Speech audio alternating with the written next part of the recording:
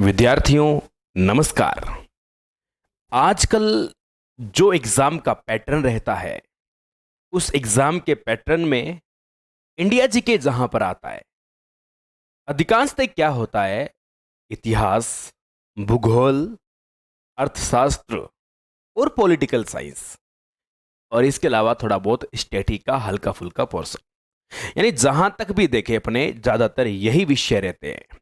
आमतौर पे संस्थाओं में, ऑफलाइन संस्थाओं में, ऑनलाइन संस्थाओं में, सोशल मीडिया, यूट्यूब पर जहां भी हम लोग देखते हैं तो हमें ज्योग्राफी, हिस्ट्री, पॉलिटी और इकोनॉमिक्स के टॉपिक खूब सारे करवाए हुए मिलते हैं।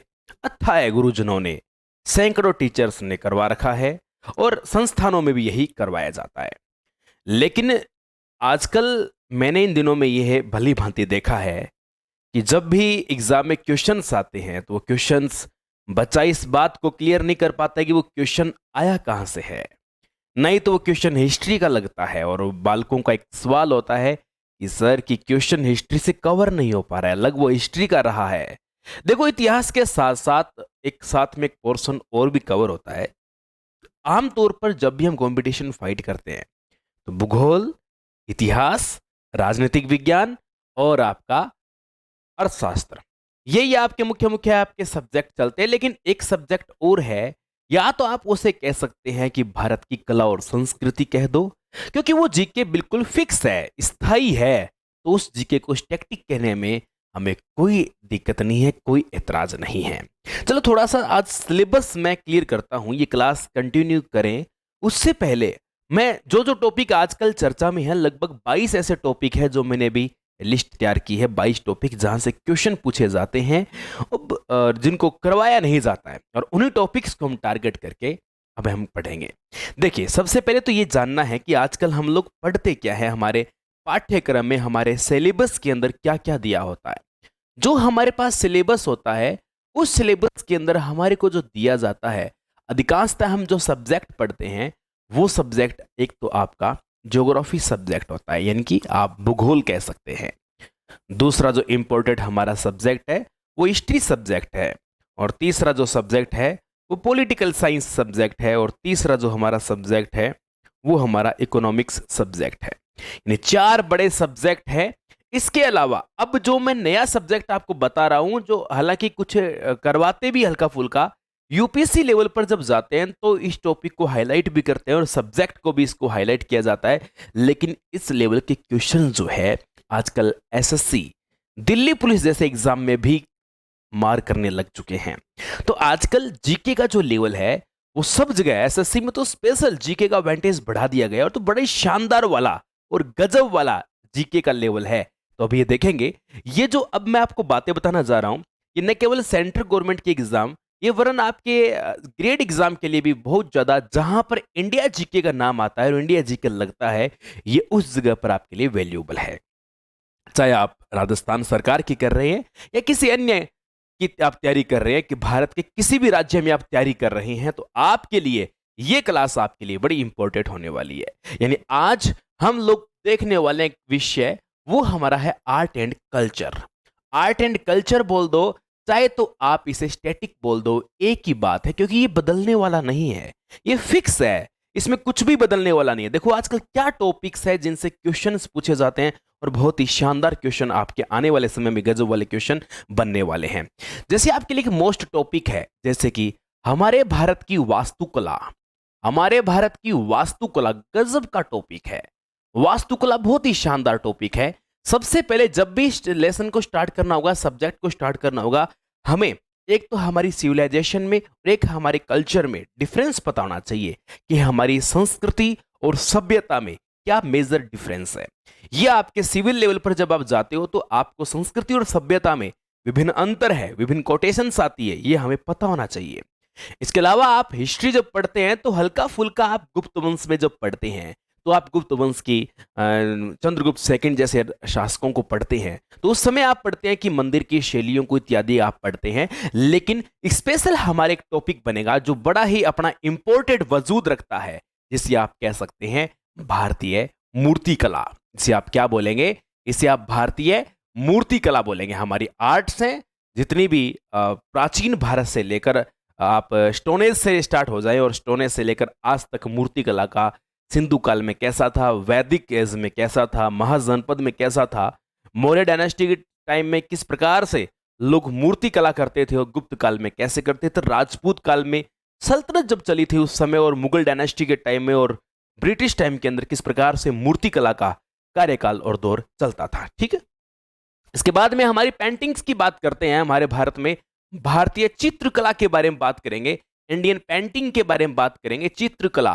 क्योंकि देखो आप भी जानते हैं इस बात को, चित्रकला पे बड़ा फोकस किया गया था मिडाइवल हिस्ट्री के बाद में। मिडाइवल हिस्ट्री से पहले चित्रकला पे बहुत बड़ा इतना नहीं ये मिलता है और सोर्सेज भी नहीं है। जो सोर्सेज थे किसी ने जला दिया या कहीं कुछ डैमेज हो गए। लेकिन मिडाइवल हिस्ट्री के बाद में, मध्यकालीन इतिहास के बाद में हमारे यहाँ पर इस पेंटिंग्स का बड़ा शानदार उल्लेख मिलता है। और अपने पर्टिकुलर एक डायनेस्टी पर जाके बात करें, मुगल डायनेस्टी के ऊपर, तो पेंटिंग्स अपने आप में बहुत ही गजब का टॉपिक था।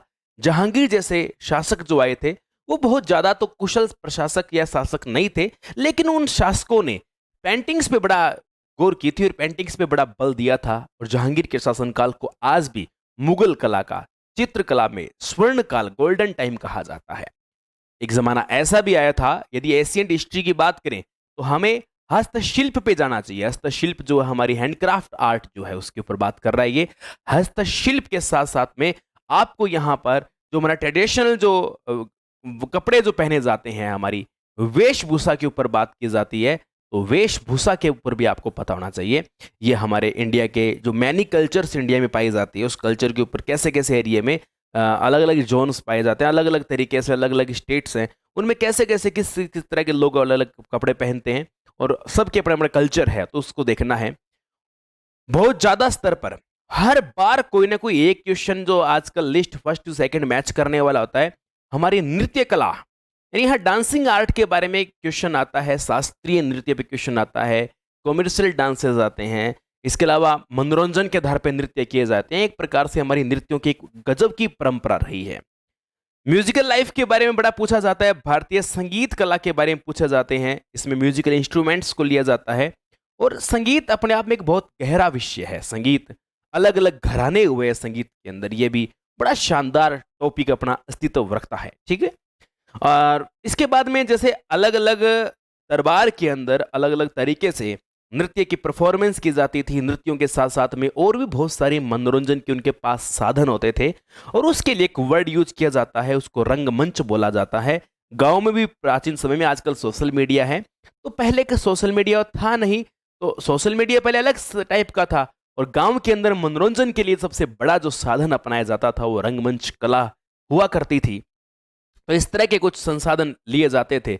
और आजकल आजादी के बाद में हमारे देश के अंदर ट्रेंड के अंदर आया, और क्या कुछ वो खास था, वो हमारे भारत में यहाँ पर था, भारत का सिनेमा जगत। तो आप कह सकते हैं भारतीय सिनेमा के बारे में आप कह सकते हैं। याद रखना बड़ा गजब का टॉपिक है सिनेमा। सिनेमा के बारे में, सिनेमा में किसको फिल्म पुरस्कार मिला है, टॉप अर्निंग करने वाली फिल्म कौन सी रही है, सबसे ज्यादा चलने वाली कौन सी रही है, पुरस्कार मिले हैं, अंतर्राष्ट्रीय स्तर की ख्याति प्राप्त की है, सब पता होना चाहिए। और इसके अलावा हमारे भारत में एक कला है, अलग अलग शासकों ने अलग अलग दरबार में युद्ध कला अपनाई थी। वह प्राचीन समय से आज तक हमारे भारत के कुछ खेल परंपरागत चलते आए हैं। चौगान जैसे खेल की जानकारी एशियंट हिस्ट्री से मिलती आ रही है। तो ये खेल हैं, और आजकल खेल करंट के साथ भी कनेक्ट करके इस टॉपिक को पूछा जाता है। और फिर बात आती है हमारे भारत की भाषाओं पे। हमारे संविधान में 22 भाषाओं का उल्लेख है, कौन कौन से एरिया में टॉप की लैंग्वेज चलती है, और भाषा के साथ साथ हमारे लिटरेचर के ऊपर बात आती है, साहित्य के ऊपर बात आती है, और साथ में हमारी भारत की जो लिपियां हैं, लिपियों पे भी बहुत अच्छा क्वेश्चन तैयार होता है, और बहुत अच्छे क्वेश्चन आ रखे हैं।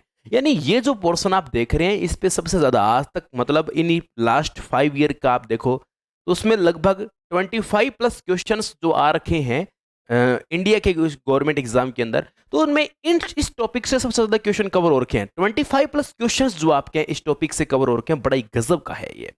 हिस्ट्री का ही पार्ट एक साथ में है, जो आपका धर्म, रिलीजन की बात करेंगे, फिलोसफी की बात करेंगे, धर्म और दर्शन की बात करते हैं। धर्म और दर्शन, धर्म और दर्शन, धर्म और दर्शन, बड़ा गजब की बात है।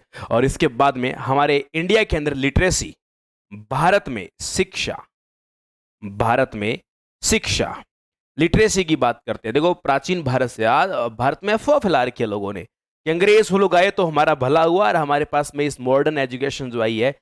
आपको पता हो, जब अंग्रेज लोग भारत में आए थे तो उससे पहले भी भारत में लगभग 6,70,000 गुरुकुल हमारे भारत देश में चला करते थे।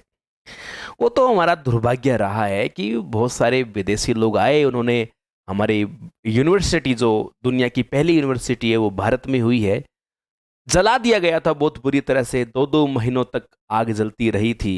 लोग हमारे धर्म ग्रंथों से पानी गर्म किया करते थे, ऐसा भी था। और चाइना, जो अपने आप में आज काफ़ी आगे बताता है टेक्नोलॉजी वगैरह में, चाइना से आपको पता है फायान है, हवेनस्वांग है, त्सिंग है, चाइनीज यात्री भारत में एजुकेशन, शिक्षा ग्रहण करने के लिए ये भारत में आया करते थे। और अरबी लोग हैं, पढ़ने के लिए भारत में आया करते थे।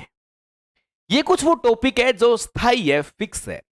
कुछ और भी जैसे आप देख सकते हैं, जैसे कि सम्मान, कुछ सम्मान और पुरस्कार दिए जाते हैं हमारे भारत में। कुछ सम्मान हैं और कुछ पुरस्कार हैं। इनके ऊपर कुछ क्वेश्चंस पूछे जाते हैं, कौन कौन से पुरस्कार हैं। तो ये भी बड़ा गजब का। और हमारे भारत का कैलेंडर, अपने आप में कैलेंडर बड़ा इंपॉर्टेंट है। कैलेंडर या पंचांग बोले तो एक ही बात है। कैलेंडर इंग्लिश में और पंचांग अपने संस्कृत में बोल सकते हैं।